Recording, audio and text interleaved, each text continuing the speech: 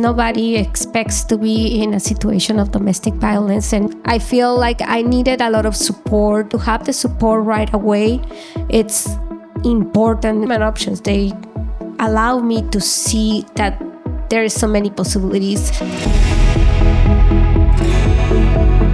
We have started taking a look at subpopulations, trying to understand that the experience of homelessness is different, whether you are a youth or a woman, with children, without children, or a survivor of domestic violence. How do we best develop a homeless response system that takes the needs of specific subpopulations? For survivors specifically, survivors have a voice at the table. At that moment, you're not thinking in housing, to tell you the truth. You are just trying to stay away from the abuser as much as you can and protect your kids as much as you can. It does take time to actually start thinking in the future, the ability to take one step at a time. Good morning, everyone, and welcome to Courage Over Comfort. Thank you for being here today. I'm honored to introduce two powerful voices who bring both lived experience and professional expertise to today's conversation. First, I want to welcome Betty Martinez Franco, a survivor, public official, and entrepreneur. Councilmember Betty Martinez Franco is a proud Irvine resident, business owner, and public servant representing District 5 in Irvine.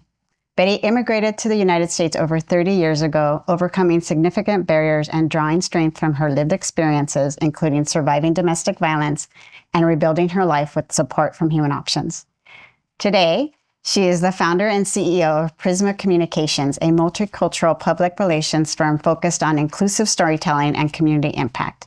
Her work is rooted in equity, resilience, and a deep dedication to uplifting families and strengthening communities. I would also like to welcome and introduce Zulima Lundy, Director of Operations for the Office of Care Coordination. Since 2016, Zulima has led major countywide initiatives focused on homelessness, housing access, and community development, overseeing shelters, the Orange County Continuum of Care, supportive services programs, and more than 30 state and federal funding sources. She is known for her ability to build strong cross-sector partnerships, develop strategic policy solutions, and implement large-scale initiatives that strengthen the county's system of care. Zulima holds a Master's of Public Administration from Brandman University and dual bachelor's degree from the University of California, Irvine. Of course you do. Please join me in welcoming Betty and Zulima as they help us deepen our understanding of how housing and financial insecurity help shape safety, stability, and healing for survivors and their families.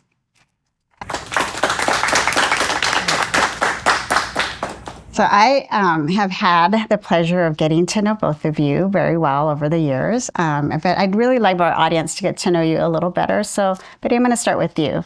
Do you mind sharing a little bit about yourself, your history, and just kind of how you got connected with us? Yeah, no, absolutely. Well, first of all, thank you for having me here. My story with Human Options dated 2001. I came here as an undocumented from Mexico, working the agricultural fields in Washington State. Met my ex-husband then in Mexico, and we were just having a lot of problems. Came back to California and have two children. At that moment, I was already living domestic violence. My only escape was to leave him. Went through many transitional women's shelters, and finally Human Options opened its doors for a more permanent and stable home. After that, Human Options saved my life, helped me rebuild my life with my two daughters, gave me the therapy and the stability that I needed. And then after many years of working as a housekeeper, nanny, I was able to obtain my documents and went back to school, finished a communications degree from Cal State Fullerton, and worked in the public relations field for many years until I went back to USC and did my master in public administration. At that moment, I was very interested in government and decided to volunteer in the DI committee for the city of Irvine, and I make a pledge to run for city council in the first opportunity that I have. Nobody could believe that I could run in Irvine as a Latina. or win. I mean, I could run as a Latina, but to win as a Latina in Irvine. And I, with determination and resilience, I did it. I believe in myself at that moment, as much as everybody didn't. I believe in myself, and that's how I'm here. Yeah, thank you. Yes, what an impressive story. Really appreciate you sharing and being here. Zulima, share a little bit about yourself and your work that you've done with the Continuum of Care. Of course. So I graduated at UCI, and as part of that, I had to complete a practicum with 211, or really any organization. But I actually worked at 211 answering the helpline, and I got to hear a lot of people's stories about housing instability and looking to navigate the available systems in the community that could support them when they were struggling or they needed a little bit of help. And I got to learn a lot about Orange County that way, but I also got to learn that there was a lot of work to be done in terms of facilitating access to services and helping navigate people through those, especially when you have a lot of other things going on, right? Somehow, luckily, that led into working with the Continuum of Care and in my role with the county. So I've been with the county for almost 10 years in September, and, I'm still 21, so no one can tell the difference. No, but really through those 10 years, I have learned so much from all of the service providers and the community working together to try to find a solution to effectively address homelessness and rethink the way that we deliver services for the goal of simplifying the process and really improving the outcome for people. So I have worked in different capacities with the Orange County Continuum of Care, its board and committees, from being the staffer taking the agenda notes and preparing the minutes to, facilitating the conversations, and now kind of serving more of an advisory role to my team, who leads those operations day to day. Thank you. And I know it's been such a pleasure to work with both of you in different capacities. And we're so focused on this intersection right now as an organization. And the community, I think, is really wanting to understand it more. We have two issues that are the stigma is very high, right? When you're unhoused, there's high stigma around that. And then also there's a pretty large stigma around being a survivor of domestic violence or experiencing that. And so really want to unpack that for our audience today. And I'm going to, Betty, ask you, when you go back and think about leaving the abusive relationship, can you talk a little bit about some of the barriers that you found in being able to, leave, and then after leaving, what happened? Yeah, no, and I want to focus on the fact that I was undocumented, and I think that adds to the barriers that women sees when they are trying to leave their abuser. At that moment, my security was my home.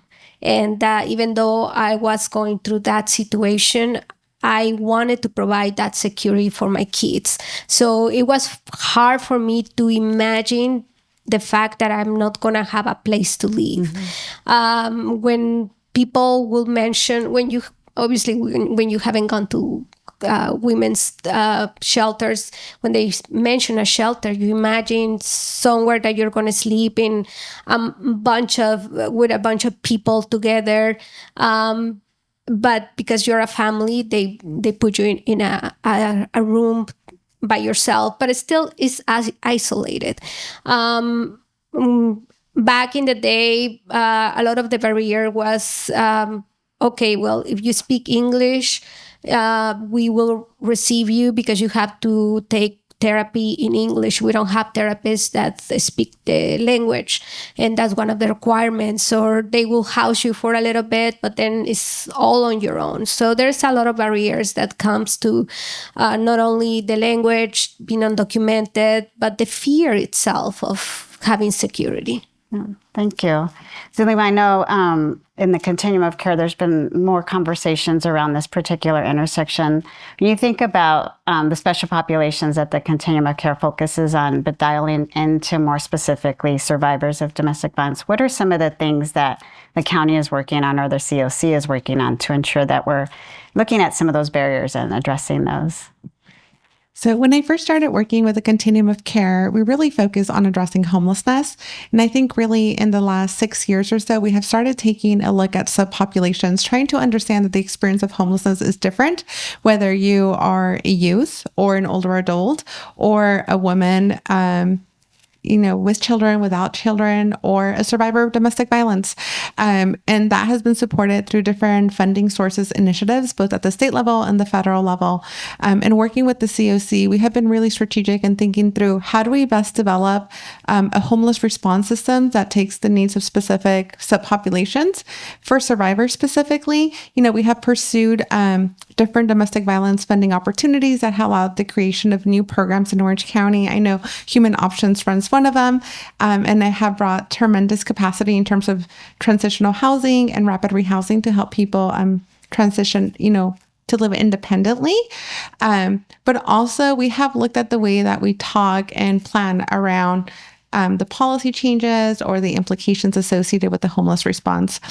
So we have developed a domestic violence committee that was previously chaired by Maricela, and really also brings the voices of survivors with lived experience into the conversation. So as we're reviewing possible policy changes or program developments, the survivors have a voice at the table to be able to share their experience and also share how what we think could potentially work, maybe may not work, or identify some of the challenges. Like Betty mentioned, some of the things that were challenging as navigating programs are things that maybe I don't understand or know in my role, because I sit behind a desk and I have the principles and the evidence-based practices embedded in my head, but not the lived experience. And sometimes they don't translate, and our goal is really to focus on translating the feedback from people with lived experience, whether it's survivors or just other people who have been at risk of homelessness, to help inform how we serve them. Yeah, thank you for that. I know the Domestic Violence Committee was so beneficial because they were sharing a lot of nuance, things that we sometimes overlook or take for granted. Betty, can you share, when you think back, what's something somebody could have done differently or more of, and maybe to sort of facilitate the connection, or you wish somebody would know now when you're talking about the issue that could potentially help someone that needs the support? Well, I think it's a difficult question to ask, right? Because nobody expects to be in a situation of domestic violence and being an expert at doing research while you are in domestic violence.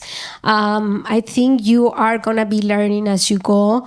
And I feel like the only thing that helped me a lot, I am very resourceful by myself. I am always trying to find ways to help myself in getting better. I don't know what would be the right answer in that moment. I feel like I needed a lot of support the first time around when they put me in a motel, because it was during the summer, and the summer is when usually shelters get more calls for help, and that they didn't have a room for me and my daughters. So I felt isolated. I didn't feel right. I felt denigrating for me to be in a motel where probably another people that were doing drugs or prostitution were in the same place that I was.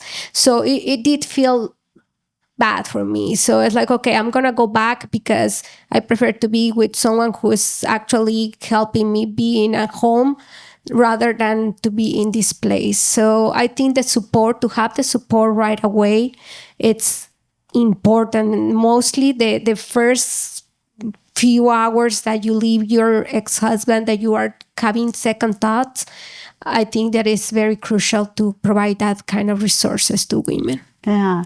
And you raised such a good point that I wanted to kind of pull out. One is you talked about the feeling when you're in a motel, and I think you used denigrated, right? And I think it's really the importance of dignity and the importance of really understanding the experience that someone's going through. Zulima, I know at the COC there's a big focus on trauma-informed services and trauma-informed care. Can you share a little bit about why that's so important So the way that homeless service programs operate can often feel very transactional, and you are looking to collect information associated with your grant funding requirements or with your contract or, of interest to potential funders. And oftentimes, as you're completing the intake process, for example, you're just working down the checklist. But really, you have a person in front of you who's in crisis, who maybe needs to be comforted, who maybe needs to take a moment to settle down before really being willing to answer those questions. And that's like, for example, just one piece of like the whole delivery of homeless services that sometimes doesn't necessarily take into account the experience of the participant. So most recent, there has been a big shift and focus on ensuring that services delivered do follow trauma-informed care model that really focuses on the participant and ensuring the participant's needs are met first. And then the secondary pieces around, your collection of data and completing those documents can still be achieved, but ensuring that everything is done with the thought of not like re-traumatizing or having the participant needlessly experience or continue to experience any trauma through that process. And I think it continues through like the delivery of services, ultimately the goal being that the participant should succeed in the program and feel supported through that process. And taking away the piece around the transactional and really creating a more healing environment. So I think in the delivery of services and looking at trauma-informed care, the goal is obviously to help them overcome their housing situation, but also not make the process worse. So like what Betty described about like the motel not feeling great, that probably made the process worse, and it maybe didn't account into trauma-informed care principles that can maybe provided her the support that she needed and created a different experience. Mm-hmm. And that's often something where it's hard to measure that. It's hard to fully understand. Because I think to your point, when you're in the homeless system of care, really the priority is getting housed, right? That's the primary outcome that we're looking at without fully comprehending. There's many things that could derail that. There's many things that, and some of those are those social, emotional, and the impact of like just needing, especially for survivors, it's like, well, I've left, now I'm in this situation, and now I'm still scared, or I don't know what's going to happen. And so did I make the right decision in leaving? I think is sometimes that thing that goes back and forth. Betty, you talk about being in the shelter with your daughters, and you've done a tremendous amount of work and brought your daughters through that. Tell me a little bit about the experience, or like things that you thought in the moment. Here you are, you've got two young daughters, you're leaving, and you think like this. I'm in the shelter now. Now what do I do? Yes, I at that moment. Well, when I left. Finally for good, because I left a couple of times. At that moment, I was just like, I don't care if I'm end up homeless and I'm just collecting cans. I don't think I can provide this situation for my kids anymore. But the challenges came even further when I was already in human option. Well, it started with the transitional shelter, where the social workers were coming to me and it's like, well, if you let your children go to see their dad, because at that moment we're having visitations, we're gonna be taking away your children. Happened again in human options too, where the social workers threatened me to take my children, and it's like, well, you need to help me with the judges that are providing these visitations. So when I was in Long Beach in the transitional shelter, the judge was a male, and he was siding with my ex-husband. So we have also that challenge of when you see judges that are granting your restraining orders or helping you through the process, and they are not understanding the process of domestic violence. It's also another barrier that women face. At that moment, you're not thinking in housing, to tell you the truth. You are just thinking to get day by day and just trying to stay away from the abuser as much as you can and protect your kids as much as you can. So it does take time for a woman who's going through domestic violence recovery per se, to actually start thinking in the future.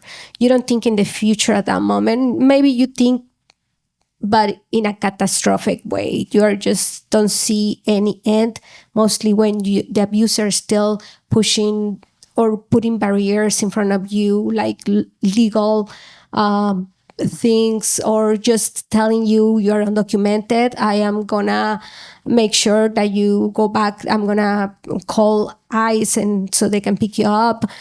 So those kind of barriers also affect you emotionally, and thinking that you cannot find a permanent housing. Yeah, it's such a comprehensive layer of issues that have to be supported at the same time as trying to ensure that somebody is getting housed. And then that accessibility, I think, becomes really key, right? Once you try and stabilize in one situation, then now you have to also wrap your services around that.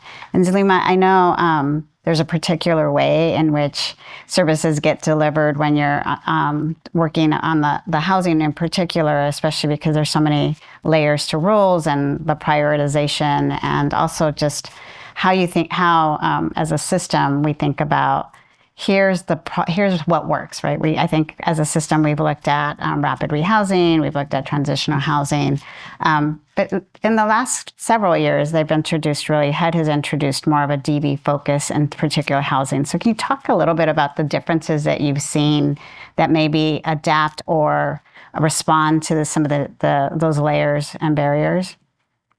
Of course. So I would say, there's different types of housing interventions that are offered through the homeless service system. They go from emergency shelter to transitional housing, which is still not permanent, but it provides a little bit more stability and can be up to 24 months.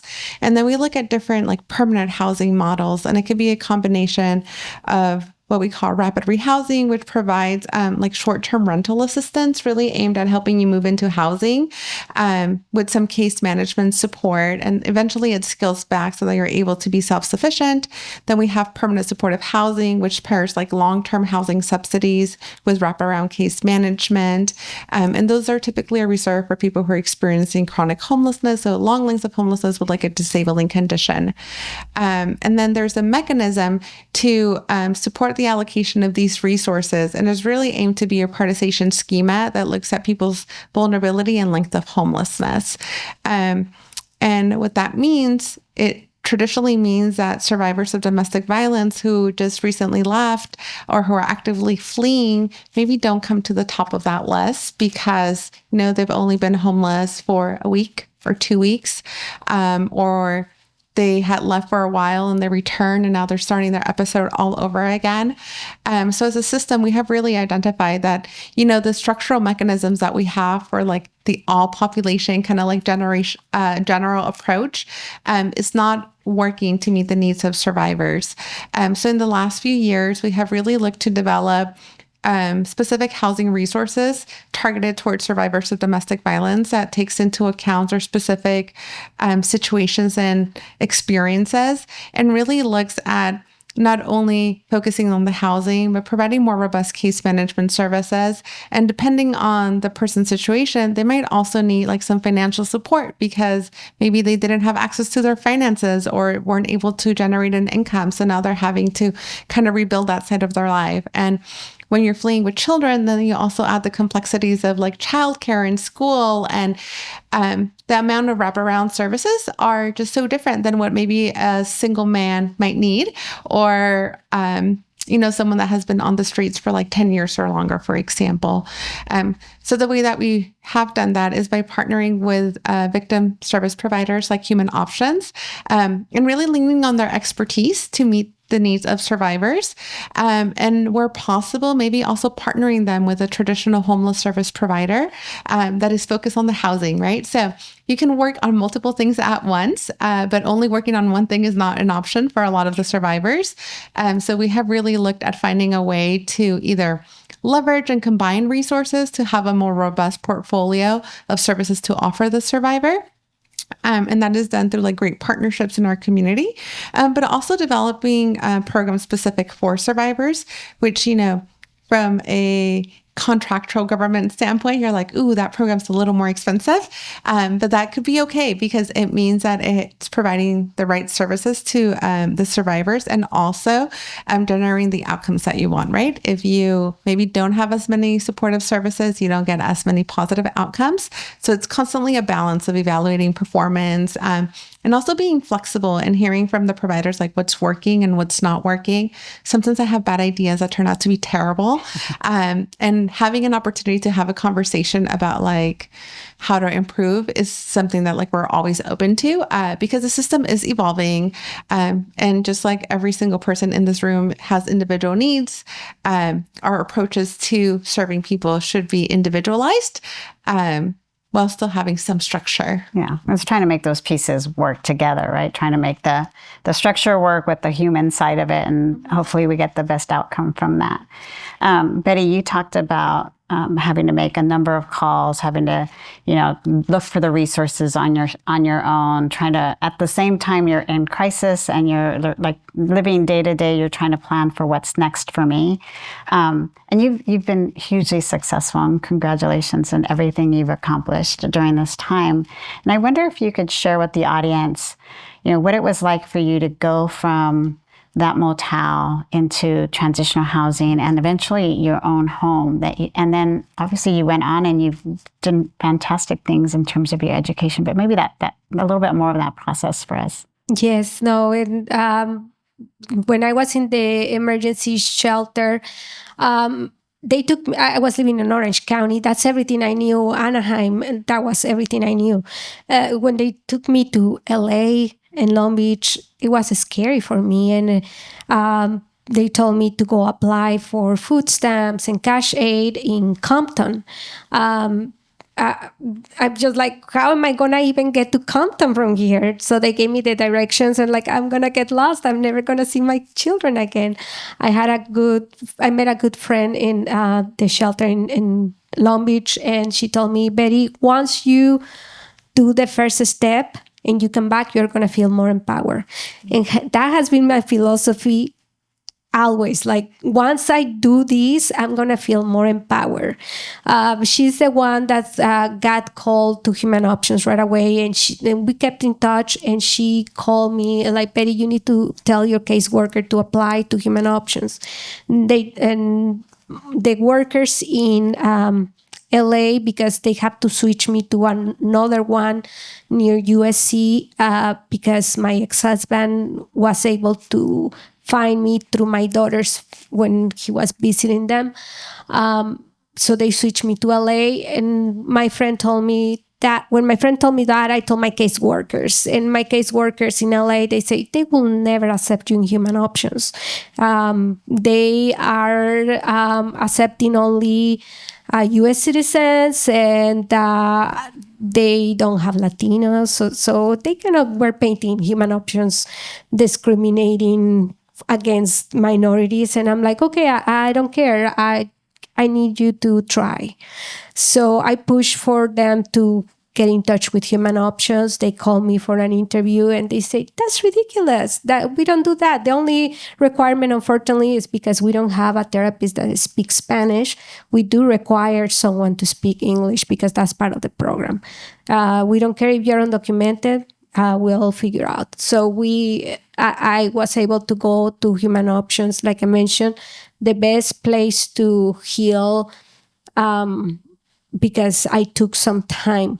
However, we haven't considered, we need to start considering that even though the program lasted 1 year, the effects of the domestic violence and PTSD last through your entire life. And when you're providing services like housing, you need to have those wraparound services always. Therapy, I have gone to therapy many times throughout my life, just to deal with things that I never had the time to deal when I was in crisis. When you're in crisis mode, you're just trying to survive. You're trying to see where I'm going to live. How am I going to put my children to childcare? I need to find a job. Where I'm going to find a job that I will accept someone that is undocumented. So I wasn't thinking on my own healing. And sometimes if you don't take those things in consideration and you are out of the resources that you were having back when you left your abuser, then you go back to the same patterns that initially got you there. So having those wraparound services are very important. And I am right now as a city council member fighting for those resources continuously. We're doing some vouchers and we were able to provide these vouchers, housing vouchers, for at least, I believe, close to 90 people that were at risk or were already homeless in Irvine. But my problem with those vouchers are that, first of all, they don't have those wraparound services. Second of all, you don't get on your feet in a year. So you need a more permanent housing and more permanent solution. So as we keep on continue exploring this, we need to continue making sure that we think of the long-term consequences of domestic violence. Yeah, and that it continues to come up. And so you need to have some longer-term housing solutions or things that continue to build that path to healing. I know Zulima, Betty talked a little bit about vouchers, and for the first time in Orange County, it was a couple years ago, right after, through the pandemic, was the first time there were specific vouchers for domestic violence service or domestic violence survivors. Can you talk a little bit about sort of that whole process? I know there was a lot coming at the county at that time in terms of great resources and great things to do, and then having those designated vouchers. So the pandemic was a really hard time for a number of reasons. But even within those struggles, there was a silver lining in that the federal government was providing a tremendous amount of resources to support people who are at risk of homelessness, perhaps because they lost their mode of employment or were just really challenged because of the limitations of the pandemic. But also they were really focused on ensuring that people who were experiencing homelessness and were already vulnerable were supported through the process and were not even further impacted by the effects of the pandemic.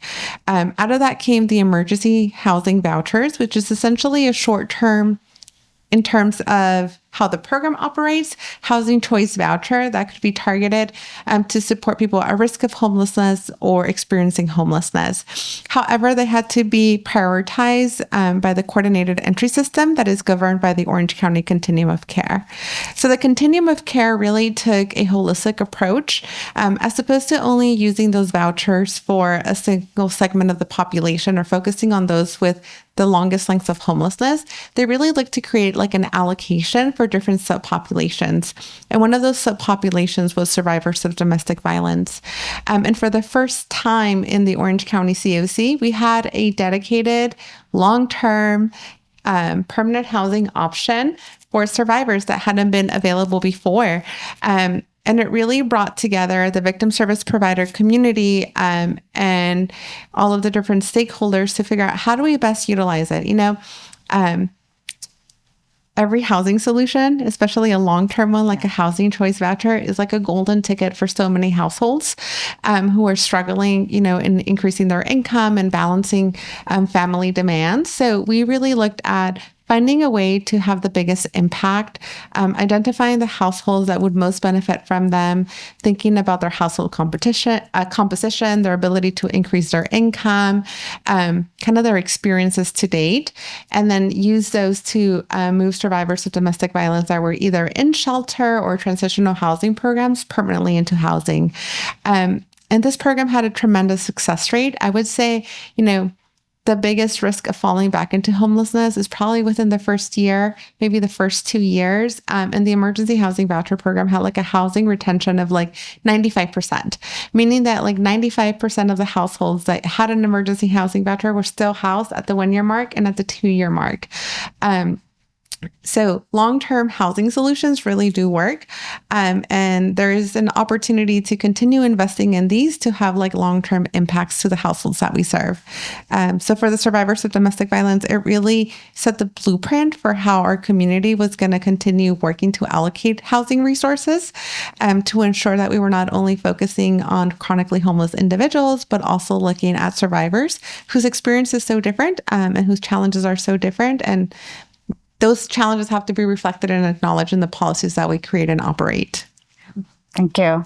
I think the audience can see Zulima is very knowledgeable in this sector and has done a lot to learn more about the specific needs of survivors throughout this process. Zulima, I want to talk a little bit about the coordinated entry system because the county really took that on as a new project to learn. I think it's been in place, is it 3 years now, 4 years? It feels like it's gone by super fast. But maybe talk a little bit about the approach that you're taking with coordinated entry, the system with domestic violence service providers specifically, or domestic violence survivors. So as I mentioned previously, the coordinated entry system is a mechanism to prioritize and target limited housing resources to the people experiencing homelessness who are most in need. We have a set prioritization schema that largely impacts like individuals and families. But as we, learn with the emergency housing vouchers and other housing interventions, we were not creating a housing resource or a connection for survivors of domestic violence. So people like Betty were going into the emergency shelter and the transitional housing program, and were having to secure their own permanent housing, either by saving a lot of money to be able to make that first month's deposit, or, working with victim service providers who maybe fundraise or have other grants to leverage to support them through that transition. As we secured additional funding resources that were targeted for survivors, we also looked at changing the way that the coordinated entry system worked for survivors. So we have created like a separate module or component within it that really focuses on ensuring that we keep survivors' identity confidential and that we focus on ensuring the safety of the survivors through the whole process so that their personal information is not compromised. And that was really key. We heard that being really important for survivors to participate and their willingness to share their information. And then we've also focused on creating dedicated resource pools to connect those survivors who are interested in housing and who are working towards housing available to them. Where possible, if we don't have a housing resource that is managed or operated by a victim service provider, then we work with the victim service providers and that housing provider to try to come up together with like a plan that best meets the needs of survivors. So it's not only looking at, the housing resource and the person, but also figuring out like the best match with the hopes of making it like as sustainable as possible and successful as possible. So I think it continues to evolve. I think the coordinated entry system for survivors has really been operational for like about 3 years. We have made like different technical and IT like upgrades to it that hopefully simplifies the workload for the providers. But we're still interested in evolving that philosophy. We understand that housing resources are really limited and that we have to be really judicious in terms of like how we utilize those and how we prioritize those. So it will continue to evolve in the future, and we're always looking for feedback to make it better, either from the people who access the services and navigate through that process, but also our partners in that process. Yeah. And you and your team have really done a tremendous job in trying to learn from the different experiences, even as you talked about chronicity, right? And understanding that sometimes an individual who's fleeing an abusive situation will leave multiple times, and they're kind of really dealing with that struggle of, am I going to be unhoused? Do I go back to the situation because I know that situation? At least I'll have a home for my children. And so really understanding why chronicity, although important because you want to house somebody who's been unhoused for a long time, it also sometimes creates that added barrier of getting somebody quickly housed into stability faster. And so I think just you've done a tremendous job with that, and that understanding and nuance is so key with our population. Betty, I want to ask you, you obviously have a tremendous lived experience, have done really well for yourself and for your girls, and have persevered through it. When you think about your role today and the ability to influence or impact change in the community, how has your experience shaped how you enter into that role? Definitely. One of my biggest, I always take women's issues to my heart. I recently, not recently, during Women's History Month, I created the first women's conference in the city of Irvine. And this came with the idea, first, we have one of the best CEDAR resolutions in the entire California. And but it came, the idea came talking to women that's in their 40s that told me, Betty, I just got divorced. I did have a bachelor's degree, but I never did anything with that. And now I don't know what to do. What kind of resources are there for me? So transitioning into new careers or just being scared of doing something, it's continuously just been an issue for women. Men don't think twice into jumping in a new career, in a new position, or in a new adventure. Women think it probably 10 times. So imagine when you are suffering domestic violence, that your self-esteem, it's all the way to the ground. You have to be lifted by other women. So I am very passionate about helping women. I'm a business owner as well, so I've been involved with the business community, and I know how hard it is for women to get more funding as well.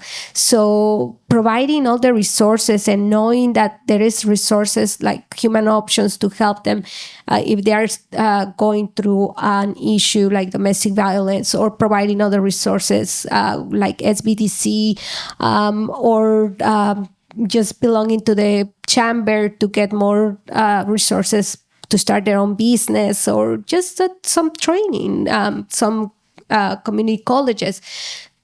Having them in one place together, it's one of the things that I've done. Another thing is, like I mentioned, I advocate so much when we are looking into affordable housing, is to making sure that these housing have those wraparound services. And we are not just looking at short-term solutions, that we are going to be looking at long-term solutions as well. So we are very thankful that in the city of Irvine, we have the most affordable housing available. And again, it's available, but it's already occupied because the need is greater.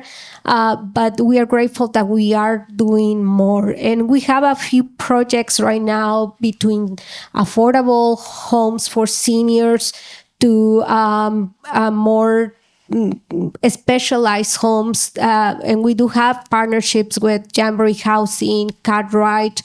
We just did a ribbon cutting for Cartwright, where they have some units in our city, and they are actually providing all these wraparound services. They have a daycare. They have someone who comes and offers job opportunities. And this is the kind of resources that we are providing in Irvine. And I will continue fighting and just advocating for these resources to come to our city. Thank you.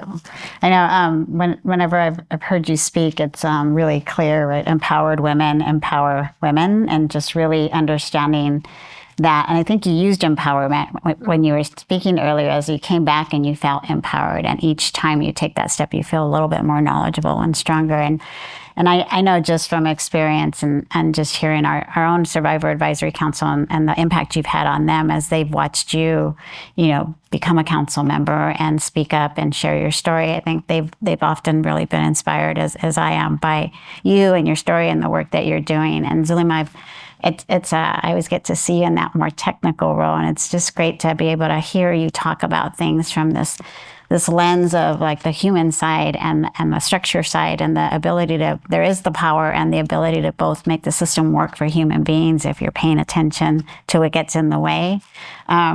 We talked a little bit about over time, like what's one thing that you would say has really helped you embrace sort of this idea, or really think about like the impact that domestic violence might have on someone? I think I have really learned to listen, and maybe acknowledge that I don't know a lot, and that I really need to lean into others to learn what that means. So over the years, I've had many great chats with Maricela, exploring either different topics or policy decisions, or I'll mention like, hey, I read this bill pass. Like, what does this mean? And like connecting that with like the staff and figuring out how it's actionable. And I think, through this process, I think continuing to listen, not only to the people who are doing the work, but also the people who access the services and who benefit from the services and the work that I do is really important. So getting to hear from people like Betty and other survivors is really key. And I know it's challenging to say, like, I need to hear from you, because they are also really busy working and trying to overcome the trauma that they experience and become better persons, or, whatever they might be. So wherever possible, I think my goal will be to continue to find ways to create spaces to invite their voices and their feedback into the work that we do, so that it could continue to evolve and be more responsive to their needs. And I think maybe it took me a little longer than I had wanted to like learn how to be a better listener, so that I can take what I hear and implement it into action. Thank you. I think we might have time for a question or two before I come back to both of you. So I just want to open the floor for, I'm looking to see how much, maybe a question or two. My question is for Betty. As a mother of two daughters, experiencing that first time you were in the motel, knowing that the system isn't perfect and there are probably hundreds of women in the same situation you were in and you found yourself in, what advice would you give to a woman in that same situation that you wish that somebody would have shared with you in that moment? The reason why I ask this is that you had mentioned in the transitional housing, you had somebody that shared a piece of advice for you that just pushed you through. So knowing that women are still accessing motels to get out of the situation they're in, what would you say to them if they're watching? Well, thank you for the question. It's definitely, and I have learned through the time just to master the ability to take one step at a time. Sometimes when you cannot see a future, like I mentioned before, you tend to catastrophize everything. It's dark. I cannot see past the wall. And also in human options, they allow me to see that there is so many possibilities. I was still very young, and I will tell my therapist, hey, you know what? I messed up. I left college in Mexico to marry someone. Now I'm in this situation where I don't have a home, where I don't have a future, where I don't have a career. What am I going to offer my kids? And my therapist told me, like, Betty, sometimes some people take a straight path to their goal. You're just taking a detour, but you are still going to get to your goal. Just take one step at a time. Thank you, Betty. My question is, how can the community and landlords work together to help expand housing resources to survivors? So I think expanding housing as a whole is a big issue in our community, and one that should be top of mind for a lot of us. I think really working with your council people in your different cities and encouraging the development of affordable housing, or even just more housing, is a key step. And I'm sure Betty can speak about her experience in that role. In terms of like working with landlords, I think the various nonprofits that operate these types of homeless service programs or victim service programs are probably the best partners to work with. They are the ones who are out in the community building relationships with landlords, talking about their programs and looking for them to engage.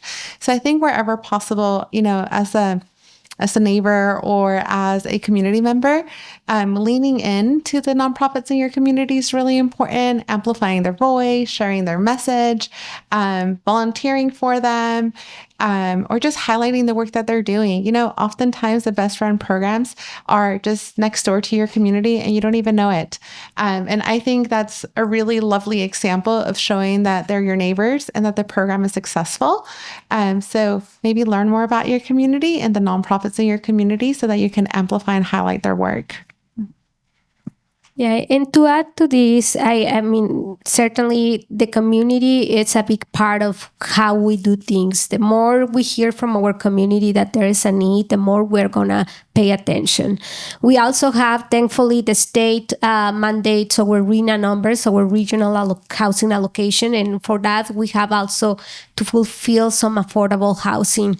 If not, we can face legal fees or even lawsuits if we don't comply with that. Like I mentioned in Irvine, we have worked very well with Irvine Company, and they have done one of the best planning developments on affordable housing, where in Irvine, they don't put a whole project of housing, affordable housing in one place or in one district. It's sprinkled throughout the city. It makes you feel like you are part of the city. You are not alienated. So as we continue to planning forward, we need to continue with that model so that we don't alienate districts as well, and we don't put more pressure into one district and drain the resources from the city into other districts. The other thing is just to keep on pushing to have those wraparound services. And I understand that some projects need to be in one building because then you need to have all these resources. With that said, even though it's a wonderful idea of having all these affordable housing sprinkled throughout the city, we also need to think on public transportation. A lot of times we don't think that these people need a job, and sometimes they don't have a car, and most of the time they don't work in Irvine. So how are we going to do bring more people to live in our city if we cannot provide affordable public transportation available to them? And that is critical to think on the infrastructure that we are building with when we are thinking in affordable housing as well. Thank you. Such a great point. You have to continuously think about the wraparound and all of the things that create those barriers. So it's not just the housing, but it's all the things that come with that. So as we close, I'm going to ask both of you actually the same question. I think it was slightly different when we were preparing, so just sort of bear with me as I change it a little bit. You both have spoke about your daughters. You both have the next generation, right, coming up. And really, when you think about this particular topic and both your lived experience and the experience, Zulima, that you've had in just sort of learning from survivors, like, what would you say to your daughters today about the future and maybe how to think about this issue and what your hope is for them? Yes, my daughters, I am a grandma, so I also am working on my, I have one grandson and one granddaughter, but I'm working more in my granddaughter so she can build her self-esteem. I just keep on telling my daughters, encouraging every time they have a good milestone, I will celebrate, and I'm very proud of everything they do. Sometimes things don't go the way that they want, but I will keep on telling them, you know what, failure is part of life, and that's how you're going to learn how to do things better in the future. So don't let that get to you so much. Maybe reflect on the things that you did wrong so that you can continue growing in this world. When it comes to relationships and domestic violence, they are very acutely aware. And I think that's something that they need to work a little bit more as a women now that are older on their own. It's easier when they're little, that you can just guide them. When they're a little older, they need to make their own decisions as well. Journey's a little different, right? Mm-hmm. Yeah. So my daughter's 2, and we're in a very different boat. We fight over nighttime and, the small things. And I think something that I really enjoy about having a 2-year-old is seeing the thought process and the independence grow. And I would like to think that, over the years, that will continue to be how she grows in our household, really encouraging her independence and also her education. So, the work that I do is not always a fun party topic, or is not often, something that you talk about with others, about people's struggles, about the lack of housing, about housing insecurity. And I think it's really important for me for that to be part of the conversation, to acknowledge that, maybe she's privileged in some ways, and that there's an opportunity to give back to her community in other ways. So as she grows older and maybe she can follow better direction, maybe we'll volunteer and do things to give back to the community, and create awareness, right, about the different circumstances that people experience, and also pair that with grace, because a lot of times, a lot of people's struggles are hidden and you don't get to know about those, and you can make a judgment call in that moment. But really, I would want to teach her to lead with grace and independence, so that hopefully we can make a better future, like little by little, or, at least impact someone's life a little bit. Thank you. And to those of you that are listening to the show that may be experiencing relationship violence or are unsure whether you're experiencing relationship violence, please reach out if you need the help. As you can see from these both incredible women, there's a lot of women and men out there rooting for you and really willing to help. And so anything you need, please reach out. Thank you for being here with us today. And we look forward to seeing you next time.